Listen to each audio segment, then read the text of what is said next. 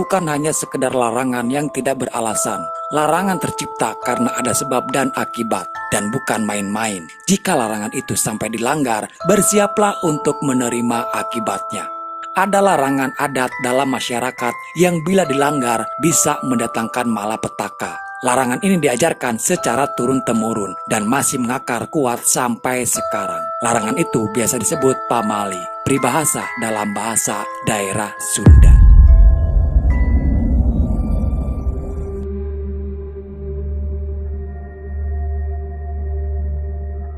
Tiga hari sebelumnya, dalam sebuah angkot, pasangan suami istri Jaka dengan sang istri yaitu Rika. Mereka berdua sedang menuju ke kampung halamannya Jaka, kampung Dukuh yang berada di daerah terpencil di daerah sekitaran Jawa Barat. Sudah hampir 20 tahun ini Jaka meninggalkan kampung halamannya itu. Dan sekarang dia bersama Rika berencana akan kembali untuk mendatangi rumah bekas keluarga Jaka terdahulu. Sebelum menuju ke rumah, Jaka mampir ke rumah kediaman Cecep. Cecep sendiri adalah orang kepercayaan keluarga Jaka. Dan Ceceplah yang mengurus rumah itu setelah semua keluarga Jaka meninggal dunia. Setelah bertemu Cecep, ternyata diketahui tujuan Jaka pulang kampung karena Jaka sebelumnya mendapatkan kabar dari Cecep kalau ada yang mau membeli rumahnya Jaka. Dan sebelum pembelinya datang, Jaka bersama Rika sengaja datang lebih awal karena ingin membereskan rumah tersebut. Tak lama datanglah emaknya Cecep. Karena memang sudah reda pikun, Cecep pun memberitahukan kalau Jaka yang datang, anaknya almarhum Pak Dadang dan Ibu Lilis. Entah kenapa si emak terlihat berbeda dan dia merasa ada firasat tidak enak ketika tahu kalau Rika sedang hamil. Si nenek berkata kalau orang hamil itu banyak pantrangannya. Jangan sampai Rika melanggar pantrangan tersebut.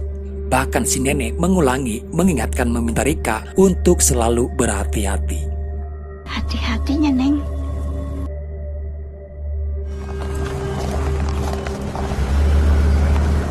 Lalu sampailah mereka di rumah kediaman keluarga Jaka terdahulu yang sudah hampir 20 tahun tidak pernah ditempati lagi.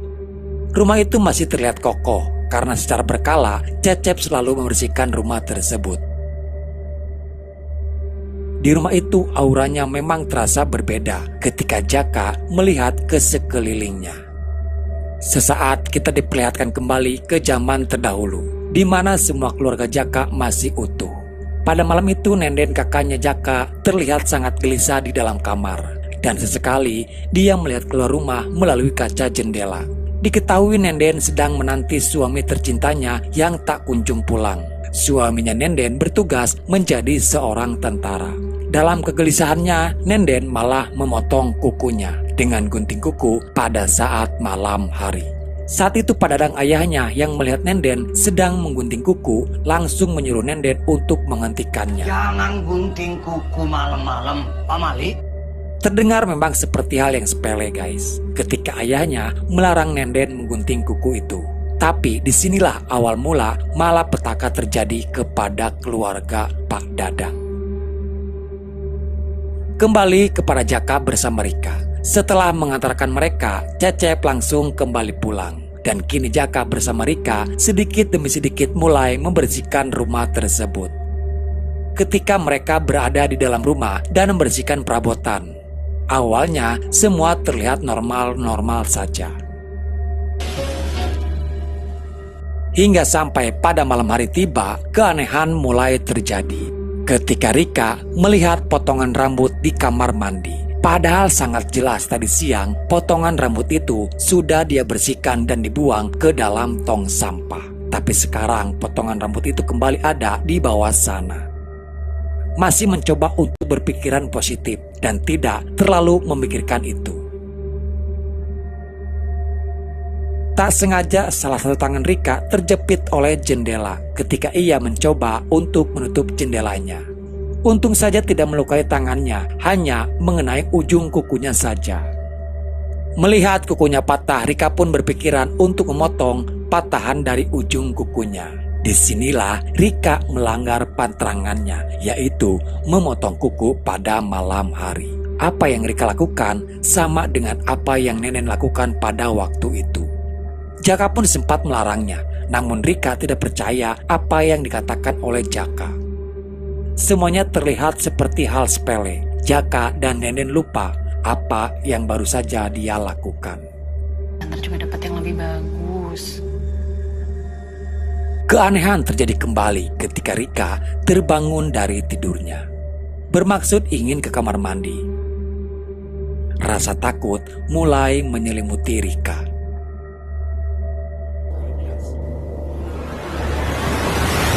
Dia merasa ada yang beda dengan suasana pada malam itu. Dia dikejutkan ketika lukisan wanita yang terpajang itu lepas dari ikatannya. Dia kembali masuk ke dalam kamar. Dan tak lama, Rika mendengar ada suara tangisan seorang perempuan. Suara tangisan itu tepat berada di balik tembok kamarnya. Suara tangisannya terdengar sangat lirih, penuh kesedihan yang mendalam. Dan suara tangisan itu berasal dari suara tangisannya Nenden. Nenden sangat terpukul atas kabar kematian suami tercintanya. Beberapa lama dia menanti berharap suaminya kembali pulang, namun justru yang datang hanya kabar yang memberitahukan kalau suaminya tewas saat dalam bertugas. Dari beberapa kamar yang ada satu kamar yang terkunci rapat. Tidak ada satupun kunci di sana yang bisa membuka kamar tersebut. Sepertinya kamar itu memang sengaja dikunci agar tidak ada orang lain yang bisa masuk. Rika mulai menceritakan soal keanehan semalam. Dia mendengar ada suara tangisan perempuan di dalam kamar itu. Dia yakin kalau ada sesuatu di dalam kamar tersebut. Dan di sini diketahui juga kalau ternyata Jaka ini hilang ingatan, guys. Jaka tidak bisa mengingat kejadian yang menimpa keluarganya terdahulu hingga menewaskan semua keluarganya. Jaka hanya mengingat kalau dia mempunyai keluarga saja dan tidak tahu apa yang terjadi kepada mereka. Di dalam sebuah lemari Jaka menemukan beberapa barang dan ada wadah bekas pembakaran menyan. Jaka tidak tahu kenapa semua sesajen ini ada di dalam lemari itu. Itu siapa? Di saat bersamaan, Cecep kembali datang. Dia cukup terkejut ketika melihat Rika sedang membuang wadah bekas kemenyan itu. Sedikit bercerita kalau warga di sana masih percaya kalau sesajen itu adalah penangkal dari arwah jahat. Dari Cecep, Rika juga bisa sedikit tahu latar belakang keluarga Jaka. Pak Dadang, ayahnya Jaka, adalah orang terpandang di kampung ini. Dan Nenden adalah salah satu sinden terkenal pada saat itu. Selain daripada itu, Jaka menemukan beberapa barang dan buku catatan peninggalan dari ibunya. Lalu cerita kembali kepada Nenden. Nenden mengalami gangguan jiwa setelah dia kehilangan suaminya. Apalagi diketahui waktu itu Nenden sedang hamil muda. Nenden masih berharap kalau Hendra suaminya pasti akan pulang. Sampai-sampai ibunya tidak tega, bersedih hati melihat keadaan Nenden pada saat itu. Berbeda dengan ayahnya, melihat keadaan Nenden menjadi gila, bapaknya justru mengurung Nenden di dalam kamar. Sementara di lain sisi, gangguan itu kini sering menghantui Rika. Jaka.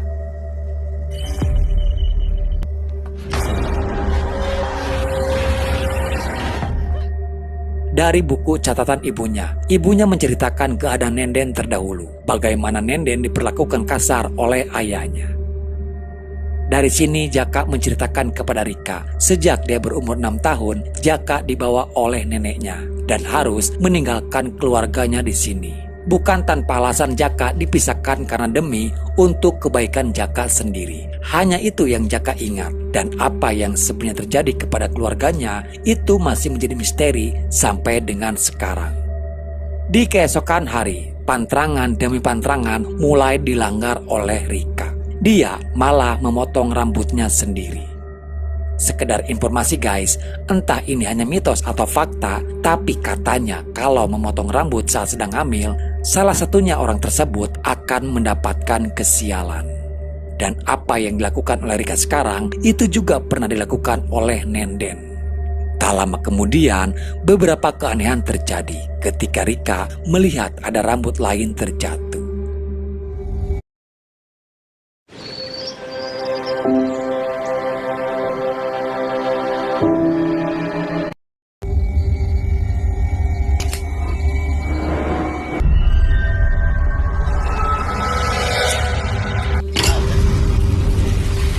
Yang membuat Nenden terkejut, sesosok itu menampakkan dirinya di balik cermin.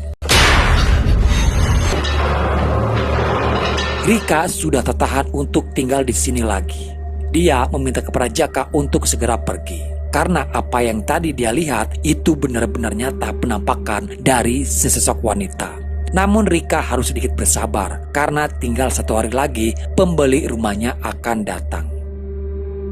Dari hari ke hari, keadaan Nenden semakin menjadi tak terkendali. Dengan sangat terpaksa, ayahnya harus mengikat Nenden dengan sebuah rantai. Sampai pada suatu ketika, ibunya yang mendengar suara tangisan Nenden membuat dia tidak tega dan malah melepaskan Nenden dari ikatan rantai itu tanpa sepengetahuan ayahnya. Pada malam harinya, hal tak diduga pun terjadi. Ibunya melihat Nenden sudah berada di atas pohon. Nenden yang sudah putus asa dan sudah hilang harapan memilih untuk di pohon depan rumah mereka. Ada yang gak beres di rumah ini. Pergi dari sini sekarang ya. Tak hanya terjadi kepada Rika saja, bahkan gangguan itu kini mulai menghantui Jaka. Radio yang tiba-tiba menyala sendiri dan terdengar suara perempuan memanggil Jaka. Jaka tidak sadar kalau ada sesosok penampakan di belakangnya. Dan tiba-tiba sesosok itu menyerang dan mencekik Jaka. Tapi untung saja Rika datang melihat Jaka yang sudah terbaring di lantai. Jaka pun sadar dan dia percaya kepada sesosok penampakan arwah perempuan. Cerita beralih ke masa lalu kembali. Bukan tanpa alasan Pak Dadang tega mengurung dan mengikat Nenden di dalam kamar. Selain untuk keselamatan Nenden sendiri, Pak Dadang hanya ingin menutupi sakit jiwa yang dialami Nenden, agar warga desa tidak tahu keadaan Nenden yang sebenarnya. Ditambah keluarga Pak Dadang adalah keluarga terpandang. Dengan keadaan Nenden seperti itu akan mencoreng nama baik keluarga. Setelah meninggalnya Nenden, arwah gentayangan yang menyerupai Nenden mulai menghantui rumah ini dan menyerang kepada kedua orang tuanya Nenden. Ayahnya tewas karena dikejutkan dengan sesosok penampakan arwah perempuan di dalam kamar mandi. Sementara Jaka di buku catatan ibunya. Di buku itu dijelaskan untuk menghindari gangguan arwah jahat itu ada beberapa syarat yang harus dilakukan. Di antaranya adalah mereka harus menyiapkan boneka bayi, kemenyan, dan baju pengantin wanita. Lakukan ritual dengan membakar kemenyan dan membacakan mantra pengusir arwah jahat. Jaka mulai mempersiapkan beberapa barang yang dibutuhkan untuk melakukan ritual tersebut. Namun terdengar suara nyanyian mulai mengganggu Jaka kembali. Jaka terus mengikuti arah dari suara itu berasal. Sampailah dia di sebuah pohon besar yang ada di depan rumahnya. Jaka sempat melihat ayunan itu, mengingatkan dia ke masa kecil ketika dia bersama dengan Nenden. Ayunan bergerak sendiri, lalu tiba-tiba sesosok putih melayang persis di hadapan Jaka. Di dalam, gangguan juga terjadi kepada Rika. Pintu yang tiba-tiba terkunci sendiri.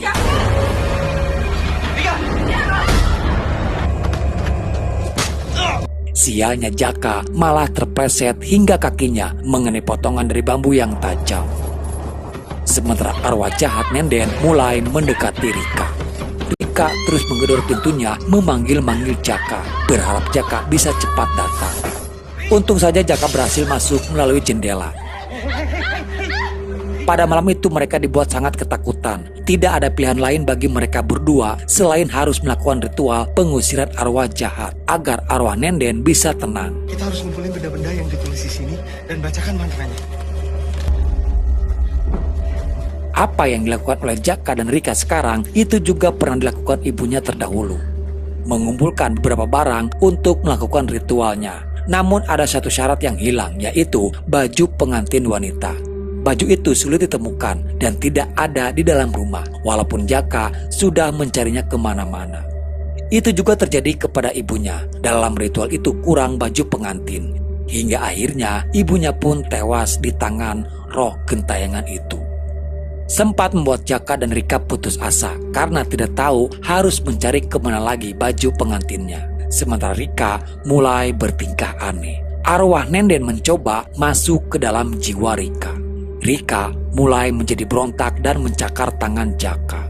Namun justru dengan cakaran itu, Jaka menjadi teringat kepada masa kecilnya. Jaka lalu pergi ke dapur dan tak sengaja dia malah terperosok ke dalam sebuah lubang. Arwah Nenden perlahan mulai menguasai tubuh Rika.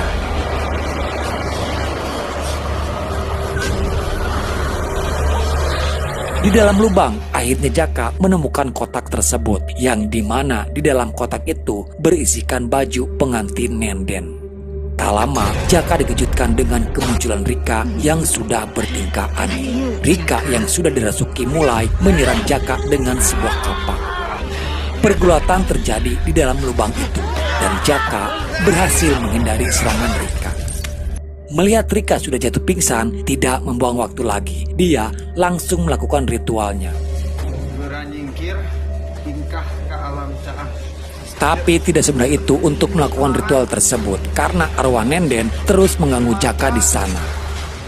Tidak membuat Jaka berhenti, malah dia semakin bersemangat untuk melakukan ritualnya. Ritual dihentikan setelah Jaka mendengar ada suara tangisan Rika dari luar. Dia kira sudah berhasil mengusir arwah Nenden. Namun ternyata Nenden kembali merasuki ke dalam tubuh Rika. Pergulatan terjadi kembali, tapi sekarang Jaka membacakan mantra itu secara langsung di dekat tubuh Rika yang dirasuki oleh arwah Nenden. Dan akhirnya ritual pengusiran arwah Nenden berhasil dilakukan. Arwah itu keluar dari dalam tubuh Rika. Di pagi hari pembeli rumah itu datang menemui mereka di sana. Setelah transaksi selesai, Jaka pun menyerahkan surat-surat rumah itu kepada si pembeli. Jaka, Rika bersama Cecep langsung segera pergi dari sana. Jaka tidak pernah menceritakan ada kejadian apa di rumah itu. Dan di sini terungkap kalau seharusnya Jaka mempunyai keponakan dari bayi yang dikandung oleh Nenden. Namun bayi itu meninggal bersama ibunya di dalam perut Nenden.